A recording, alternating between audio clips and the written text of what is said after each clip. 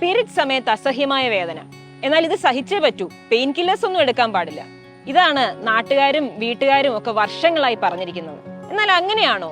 Period pain അഥവാ dysmenorrhoea എന്ന ഈ കണ്ടീഷന് പെയിൻ കില്ലേഴ്സ് കഴിച്ചാൽ കുഴപ്പമുണ്ടോ? ഒരു കുഴപ്പവും ഇല്ല. പക്ഷേ ഏത് തരം വേദനയാണ് നിങ്ങൾക്കുള്ളതെന്ന് മനസ്സിലാക്കേണ്ടതുണ്ട്. കൂടുതൽ ആൾക്കാർക്കും കാണുന്ന പീരിയഡ് പെയിൻ ആദ്യത്തെ 2-3 ദിവസം വന്ന് കൊളുത്തി വലിക്കുന്നത് പോലെ ഒരു പെയിനാണ്. ഇത് തുടങ്ങുമ്പോൾ തന്നെ മൈൽഡ് പെയിൻ കില്ലേഴ്സ് 2-3 എണ്ണം ഒരു ദിവസം കഴിക്കുന്നത് കൊണ്ട് തെറ്റില്ല.